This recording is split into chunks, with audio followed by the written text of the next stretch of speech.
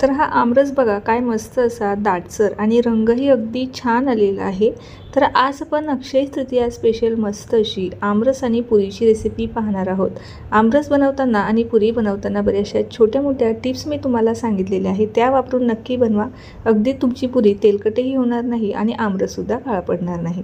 चला तर मग वेळ न घालवता लगेचच आपल्या रेसिपीला आपण आता सुरुवात करूया।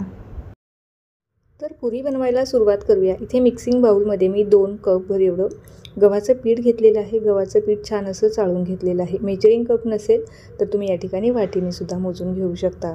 तर यातच आपल्याला छान अशी क्रिस्पी आणि कुरकुरीत आपली पुरी व्हावी याकरता इथे मी 3 कप एवढा बारीक रवा घातलेला आहे। तर रवा आपल्याला या ठिकाणी बारीक वापरायचा आहे, मोठा किंवा जो जाड रवा असतो ना तो वापरायचा नाही। त्यामुळे जी पुरी आहे ही जास्त कडक होण्याची शक्यता असते आणि पुरी छान अशी खुसखुशीत व्हावी, कमी तेलकट व्हावी त्याकरता यामध्ये मी 1 चमचाभर मैदा घातलेला आहे।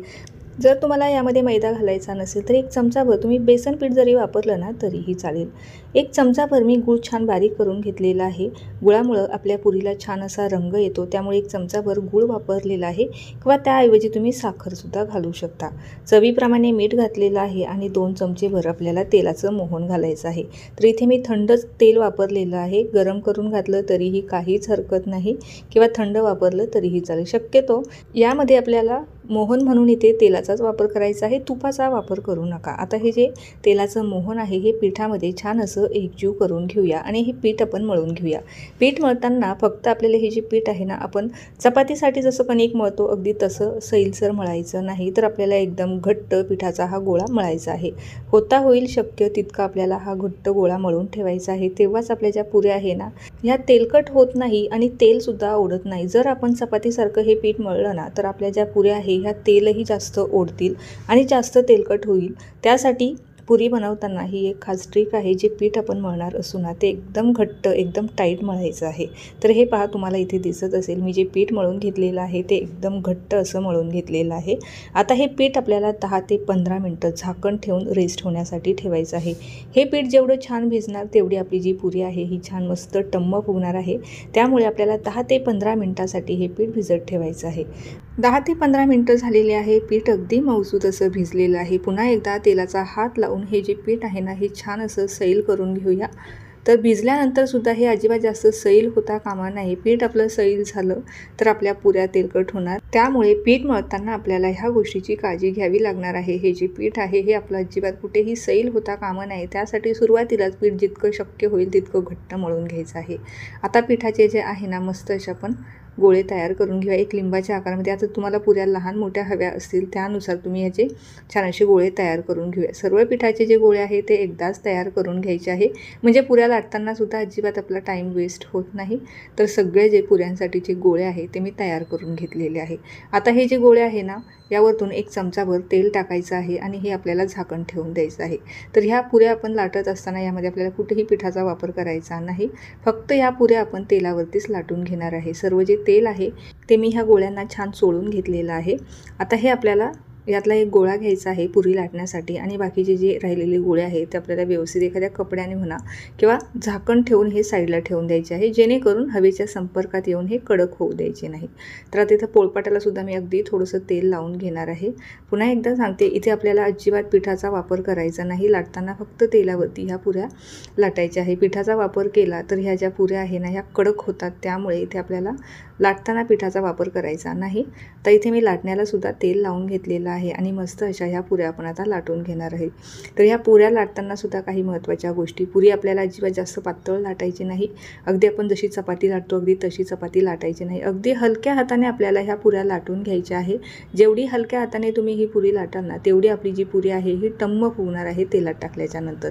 जितकं शक्य होईल तितकं अगदी हलक्या हाताने ह्या पुऱ्या आपण लाटून घेणार आहोत। तर हे पहा तुम्हाला इथे दाखवते, अगदी मस्त अशी ही पुरी लाटून तयार झालेली आहे।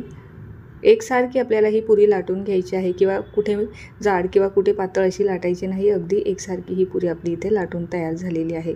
सेम पद्धतीने बाकीच्या राहिलेल्या सर्व ज्या पुऱ्या आहे त्या मी एकदाच लाटून घेणार आहे आणि एकदाच तळायला घेणार आहे, त्यामुळे तळायला सुद्धा आपलं जी गॅस आहे ती जास्त वाया जात नाही। एकदा की गॅस पेटवली की पटापट ह्या पुऱ्यासुद्धा तळून होतात।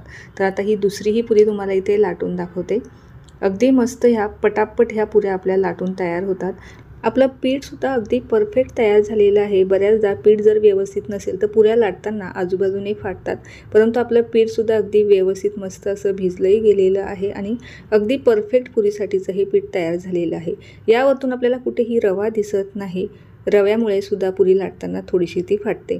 आता तळत असताना काही महत्त्वाच्या गोष्टी, तेलाचं जे टेम्परेचर आहे हे आपल्याला अगदी कमी ठेवायचं नाही। कमी ठेवलं तर पुरी जी आहे ही तेल जास्त ओढणार आणि अगदी फास्ट ठेवलं तर पुरी आपली आतमधून कच्ची राहण्याची शक्यता असते। तेलसुद्धा अगदी कडकडीत गरम करायचं नाही, तर मीडियम गरम तेलामध्ये आपल्याला ह्या पुऱ्या छान मस्त तळून काढायच्या आहे।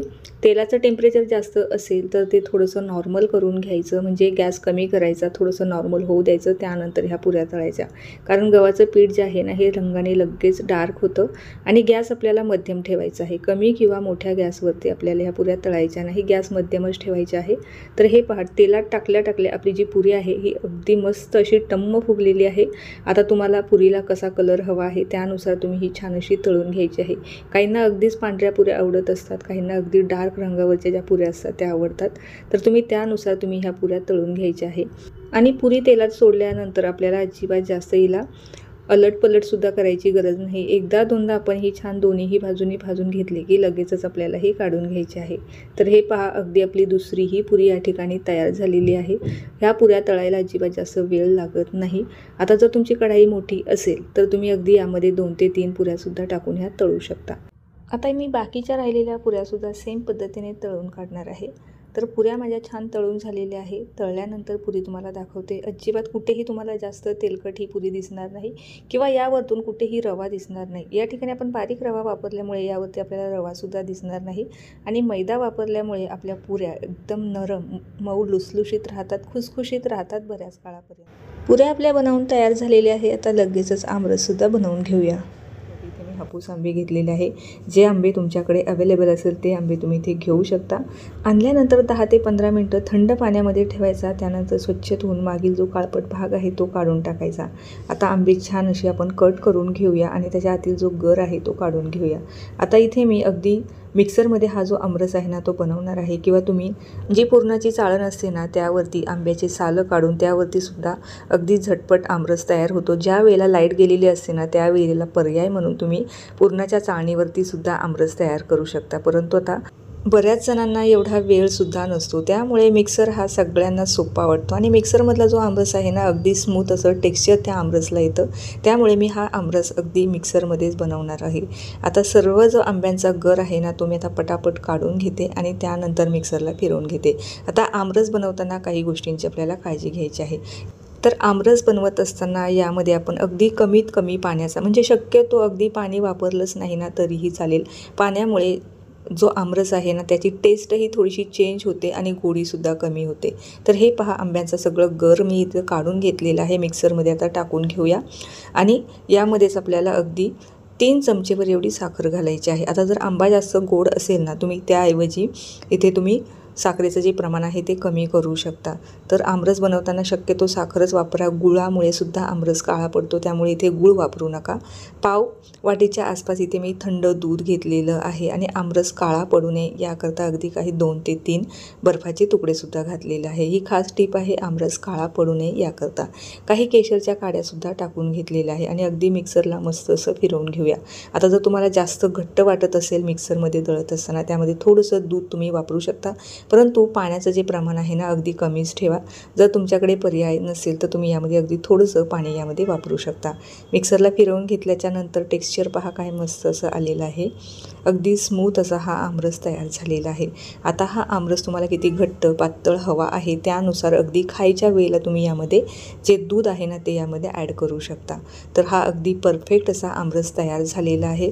याचं तुम्हाला टेक्स्चर दाखवते, अतिशय मस्त असा रंगही आलेला आहे। हापूस आंब्यांचा जो आमरस असतो ना अतिशय मस्त होतो। आमरस बनवण्यासाठी शक्यतो हापूस किंवा केशर हा जो आंबा आहे ना हा अगदी उत्तम आहे। याचा जो आमरस असतो ना याला रंगही छान येतो आणि गोडीला सुद्धा हा भरपूर गोड असतो, त्यामुळे आपल्याला जास्तीची साखरसुद्धा यामध्ये घालावी लागत नाही। तर वरतून थोडंसं गार्निश केलेलं आहे, ड्रायफ्रूटने मी गार्निश केलेलं आहे। हे टाकणं पूर्णपणे ऑप्शनल आहे। आमरस आपला तयार झालेला आहे। आता तर मग कशी वाटली आमरस आणि पुरीची रेसिपी? ज्या सांगितलेल्या टिप्स आणि ट्रिक आहे ना त्या वापरून जर तुम्ही आमरस आणि पुरी बनवली ना तुमची ही आमरस आणि पुरी अगदी परफेक्ट होईल। तर रेसिपी आवडल्यास लाईक आणि शेअर जरूर करा। तुमच्या मित्रपरिवाराबरोबर आणि नातेवाईकांबरोबर सुद्धा शेअर करा। चला तर मग पुन्हा भेटूया अशाच काही नवीन रेसिपीसोबत।